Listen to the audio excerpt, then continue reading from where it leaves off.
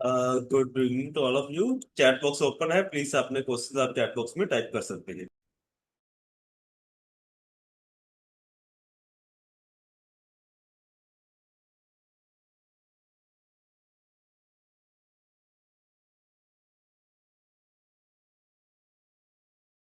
Yes, good evening doctor Manish Vishwas sir, बोलिए sir.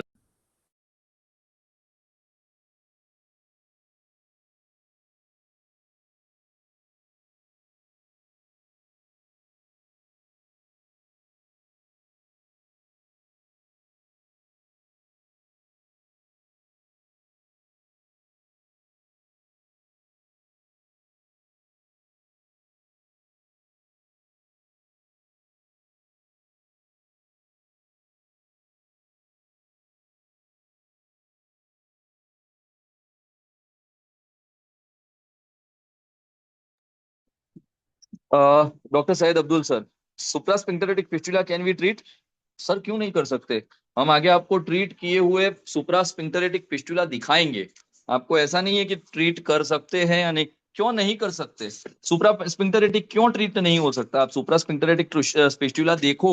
उस fistula में भी अगर आप ट्रिकी सर्जरी करो, अगर आप क्षार सूत्र को उस प्रकार से लाइगेट करो कि जिसमें सुप्रास्पिंक्टरेटिक स्पेस के अंदर से आप अंदर जाओ और उसको लाइगेट करो, तो आप बिंदास उसको लाइगेट कर पाओगे। विदाउट एनी एक्सीजन आप वहां पर लाइगेट कर पाओगे, कोई दिक्कत नहीं होगा शायद अब्दुल सर। इनकॉन्टिनेंस जरा भी नहीं होगी।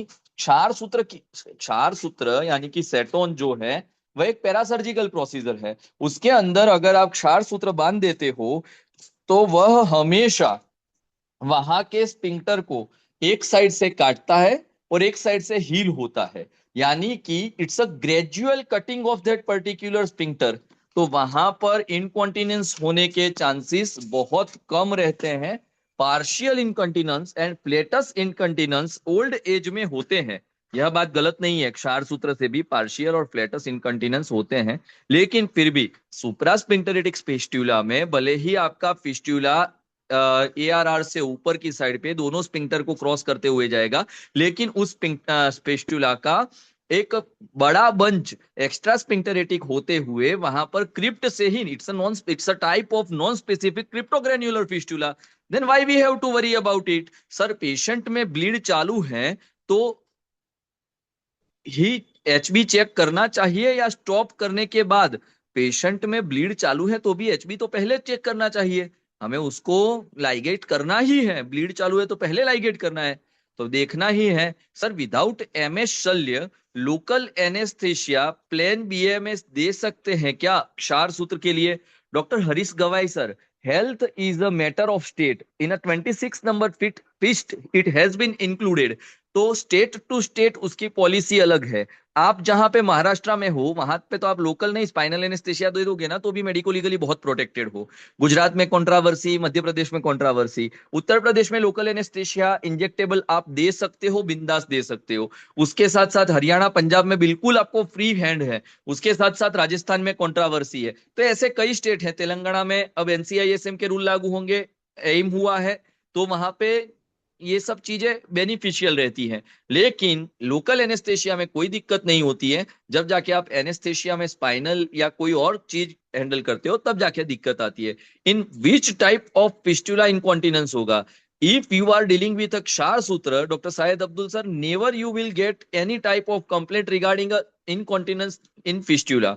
वहां पे सब फिस्टुला अच्छे से ट्रीट होंगे, किसी में भी इनकॉन्टिनेंस होने के चांसेस नहीं है। But when you give acute trauma to that particular sphincter complex, then only that type of incontinence has been occurred. Either it's a partial or it's a permanent. But if you cut the sphincter and repair it out, then also you will get a result. There is no chance of incontinence. Sir, electrocautery machine की क्या price है और कहां पर available है? Sir electrocautery machine आपको हर जगह पे मिल जाएगी। उसकी प्राइस वेरिएशन रहती है, company to company price variate रहती है।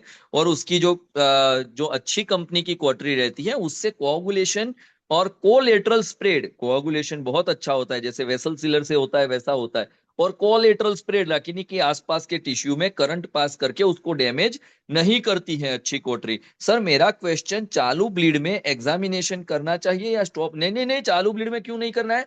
अगर कोई भी ब्लीडर चालू है तो कहां से आ रहा है वो भी तो देखना है, करना है बिंदास। If fistula open in testis, doctor Syed Abdul sir, fistula testis में ओपन होते हुए केसेस भी आपको इफ्टेक्स से किस तरीके से 2 सेंटीमीटर के छेद से मैनेज कर देने हैं वह पूरा दिखाएंगे। टेस्टिस से ओपन होते हुए अब तक में शायद हमने, अभी भी एक केस चालू है, शायद हमने टेस्टिस में ओपन होते हुए फिस्टुला कई देखे हैं, कई यानी आंकड़े ही फिक्स नहीं है, 100-150 हो जाएंगे, लेकिन आज तक किसी में इनकॉन्टिनेंस नहीं हुआ है। इफ सर लोकल एनेस्थेशिया में ब्लॉक देते टाइम 2 ml की कितनी, डॉक्टर साकिब सर कल आपका क्वेश्चन था, कल हमारा टेलीफोनिक टॉक हुआ है, 2 ml की कितनी सिरिंज लगे? सिरिंज तो एक ही लगेगी, सिरिंज अलग अलग नहीं लेनी है, सिरिंज तो वही की वही लेनी है, सिर्फ भर भर के देना है। तो लोकल एनेस्थेशिया देते समय 2 cc एनेस्थेशिया 3 cc एनेस्थेशिया की सिरिंज लो, 2, 8, 4 एंड 10, इन चारों जगहों पे आपको 2.5-2.5 cc एनेस्थेशिया पुश कर देना है। 6 से 12 पे 2.5 cc एनेस्थेशिया, यानी कि 6 जगह पे डायमंड ब्लॉक अप जब आप देते हो तो 2.5-2.5 cc एनेस्थेशिया।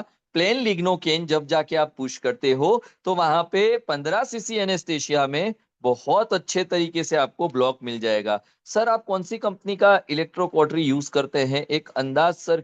सर मैंने तो 15 साल पहले एक क्वार्टरी मशीन यहाँ से लोकल होममेड क्वार्टरी था वह लिया था, अच्छा चल रहा है। उसके अलावा मेरे पास एक नई क्वार्टरी है वो डायमंड की थी, और उसके साथ साथ एक क्वार्टरी थी वो LNT की थी, 3 कम क्वार्टरिया थी। डायमंड ब्लॉक में पॉइंट रिपीट करे sir, doctor Radha madam, diamond block के अंदर 2, 4, 8 एंड 10, उसके साथ साथ बाद में नीचे हमें 6 पे और 12 पे देना है। सर कोई पेशेंट हमारे पास क्षार सूत्र का ट्रीटमेंट बिल मांगे तो यस क्यों नहीं देना है, लिख के देना है कि हमने क्षार सूत्र किया है, और उसको वहां पे हमें सबमिट भी करवाना है अगर उसका मेडिक्लेम वगैरह है तो। और मेडिक्लेम वगैरह है तो उसका बिल 35 से 40 हजार रुपए, 50-50 हजार रुपए क्षार सूत्र वाले बनाते हैं सर। किसी भी डॉक्टर का कोई क्वेरी है तो चैट में, स्किन टैग वार्ड्स का सिंपली क्वार्टरी एनल में, हाँ हाँ हो सकता है, हो सकता है, लेकिन वो उतना ज्यादा इफेक्टिव नहीं होगा शायद अब्दुल सर, क्योंकि वो उतना पोटेंट नहीं रहता है। एटलीस्ट हमें 250 से 400 वोल्ट की क्वार्टरी चाहिए, और वो शायद ज्यादा से ज्यादा 50 से 100 वोल्ट के बीच रहती है, तो वो नहीं हो पाता है वहां पे।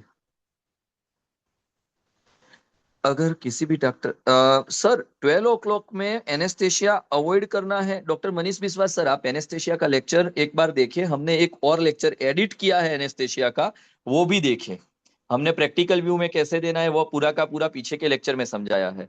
12 o'clock पे मेल्स में वहां पे पीछे से बल्ब ऑफ यूरेथ्रा होता है, तो वहां पे एनेस्थेशिया देना है, लेकिन बहुत ज्यादा डीप तक वहां पे नहीं जाना है और कुछ नहीं। वहां पे भी एनेस्थेशिया देना है, वहां पे भी हम कट सब कर सकते हैं, लेकिन ज्यादा डीप में जाके नहीं करना है। Sir medical bill as a BAMS pass, mediclaim क्यों पास नहीं होगा? दिव्यांग सर आप पारुल यूनिवर्सिटी से ऑथेंटिक कोर्स कर रहे हो, नेचुरल डे से ऑथेंटिक कोर्स कर रहे हो, क्षार सूत्र कोर्स करने के बाद आप प्योर पेथी के अंदर खुद की पेथी का डाल के आप उसको दिखा सकते हो, तो क्यों पास नहीं होगा? हमारे गुजरात में जितने भी डॉक्टर्स हैं सभी लोग फेलोशिप ही किए हैं, और सब लोगों के रीएम्बेस होते ही होते हैं।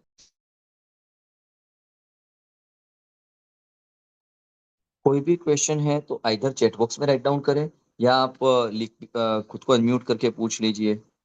परिकर्तिका में क्या करना है डॉक्टर मनीष विश्वास सर? परिकर्तिका जहां पे है वहां पे हमें एक चीज ये समझनी है कि परिकर्तिका का कॉज क्या है, वहां का स्पाज्म, स्पाज्म क्यों है? इनवॉलेंटरी मसल है, सोमेटिक नर्वाइन सप्लाई है, somatic nervine supply lower 1/3 of anal canal में है, स्पाज्म ज्यादा है उसकी वजह से इस्चेमिया जनरेट होके स्पिंक्टर कॉम्प्लेक्स के मसल्स वहां पे विजुलाइज होते हैं, और वहां पर हमें रिलैक्सेशन न मिलने की वजह से वो वुंड हील नहीं हो पाता है। Ulcer, a longitudinal ulcer which has been situated in a lower 1/3 of anal canal, it's called as fissure.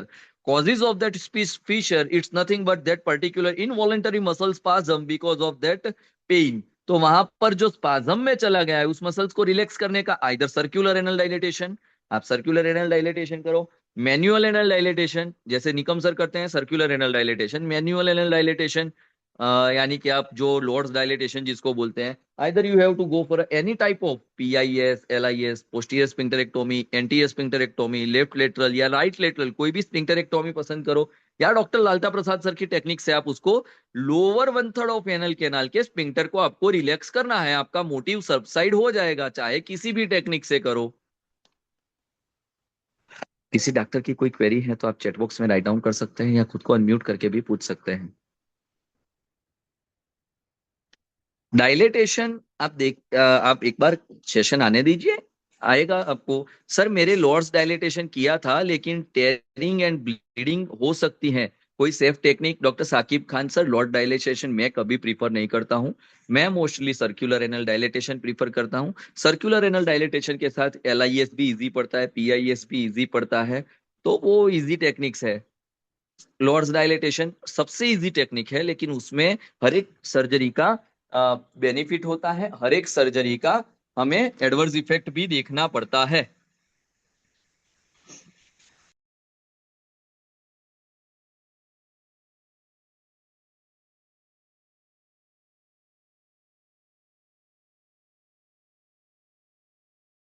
अब पीआर में लॉक्स जेल से परिकर्तिका में कितने दिन तक आराम रहता है? पीआर करने पे आराम नहीं रहता है, लॉक्स जेल से परिकर्तिका में आराम होता है लेकिन पीआर करने से नहीं होता है। पर rectal examination it's a procedure to examine, उसमें आराम नहीं, उसमें तो पेइंग बहुत ज्यादा होता है। तो परिकर्तिका में आराम के लिए हमें कैथेटर, आपको अगर सिंपली जाना है तो कैथेटर एनल डायलेटेशन पे चले जाए, वो आगे सिखाएंगे आपको कैसे करना है। फिशर के लेक्चर सिर्फ चालू हो जाने दो, अभी तो सब, मैं कल भी बताया था कि यह सब तो सिर्फ ट्रेलर है, एक बार पिक्चर चालू होने दो, आपको इतना सर्जरी देखने मिलेगा कि जिसका कोई हद नहीं है। किसी भी पार्टिसिपेंट की कोई भी क्वेरी है तो आप चैटबॉक्स या खुद को अनम्यूट करके भी पूछ सकते हैं। अगर और कोई भी क्वेरी सेशन के रिगार्डिंग रहती है तो आप वहां पे एप्लीकेशन में भी खुद की क्वेरी डाल सकते हैं। सेशंस को इंटरेक्टिव बनाइए, हमेशा सेशन को इंटरेक्टिव बनाते रहिए, तो आपका जितना सॉल्व होगा, अ, हो सकता है आपकी क्वेरी किसी और डॉक्टर के लिए भी एक वरदान के जैसी बन जाए। सर पेशेंट को कैसे कन्विंस करेंगे पीआर के लिए? पीआर तो कंपलसरी करना है सर, अगर वह बवासीर के पेशेंट आते हैं तो आते ही है पीआर करवाने के लिए, वो थोड़ी ना ऐसे ही जाने के लिए आते हैं, वो पीआर के लिए ही आते हैं। हमें कहाँ टॉन्सिल्स चेक करने के लिए पीआर करना है, हमें तो बोलना है कि भाई आपको बवासीर है, तो हमें देखना पड़ेगा, देखे बिना तो कैसे पता चलेगा इंटरनल साइड पे। अगर फिशर के अंदर पेन के साथ पेशेंट है और पीआर के लिए कन्विंस करना है तो लिटिल फिंगर से पीआर कर दो, एनल मसाज अच्छे से दो, तो पीआर के अंदर उसको परेशानी नहीं होगा। कोई भी क्वेश्चन तो चैट बॉक्स या खुद को अनम्यूट करके भी पूछ सकते हैं सर।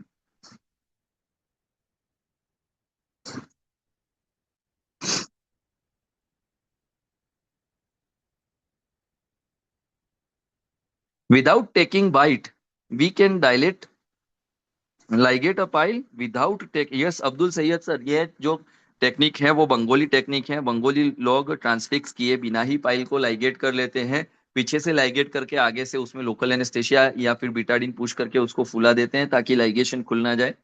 वह लोग पीछे की साइड पे ले जाके, लेकिन ट्रांसफिक्स किए बिना कभी कभार स्कीट होने के चांसेस रहते हैं, वो सेफ टेक्निक है, उसके अंदर हो सकता है कि आपको ब्लीडर ना हो, पेशेंट को और कोई तकलीफ ना हो, पंचर करने की कोई जरूरत ना हो सकता है लाइगेट करने में अच्छा रहता है वो टेक्निक, लेकिन सबसे जो अच्छा टेक्निक है वो तो यही है, पेडिक्युलर लाइगेशन और ट्रांसफिक्सेशन। और अगर आप विदाउट एनेस्थीसिया विदाउट प्रीक करना चाहते हो तो क्षार कर्म कर सकते हो। लेडी पेशेंट रहे तो सर कोई लेडी असिस्टेंट, या लेडी पेशेंट है तो लेडी असिस्टेंट या लेडी डॉक्टर को या लेडी पेशेंट को साथ में रखिए, और बाद में रबर बैंड थेरापी सर आगे समझाएंगे, रबर बैंड थेरापी आगे आपको पूरा समझाएंगे, but it's only limited to a second degree pile, वो भी आपको आगे पूरा का पूरा लेक्चर है रबर बैंड का, चिंता मत करो।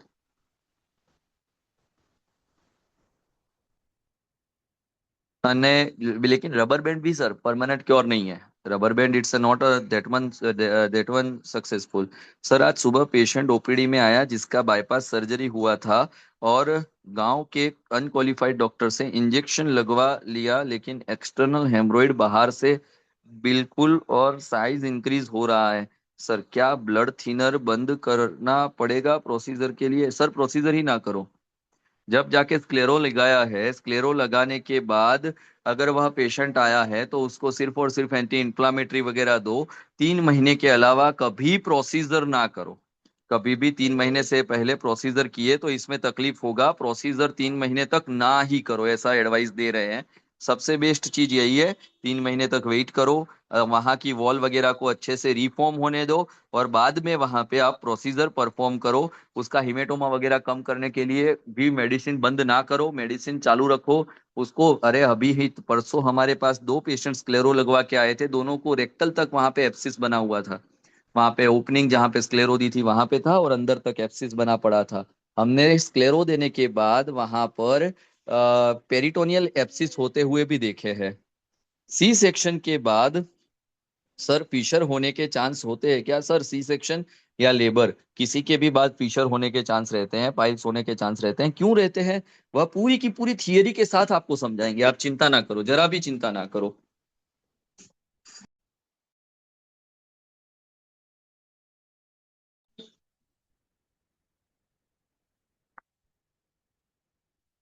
सर अगर और कोई भी क्वेश्चन हो तो चैट बॉक्स में राइट डाउन कीजिए। खुद खुद को भी अनम्यूट करके आप पूछ सकते हैं।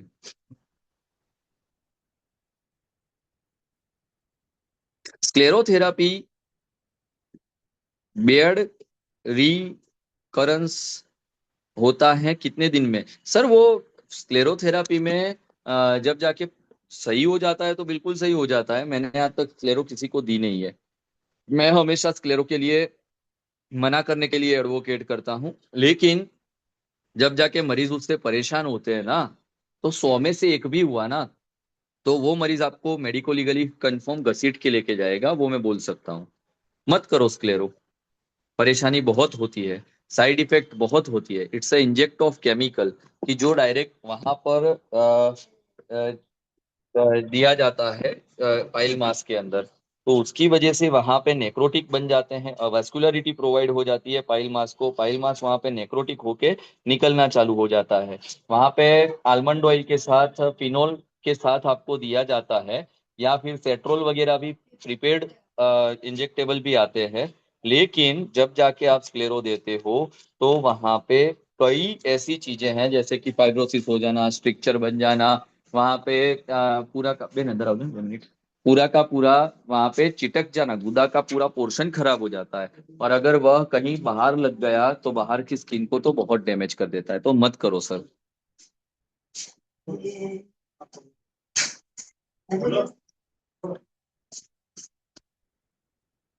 कोई भी अगर क्वेश्चन है तो आप चैट बॉक्स में राइट डाउन कर सकते हैं। नहीं नहीं नहीं, स्टीरॉइड्स का टाइप नहीं है sclero, it's not a type of steroids. It's a only irritant agent which will necrose and fibrose that particular mucosa and fix it out.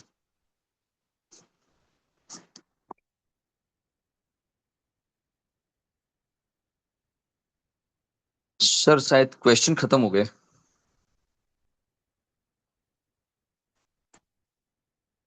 Okay doctor साहब, thank you, thanks a lot. मिलते हैं Monday. अब nice day, good night, good night all of you. Good night sir.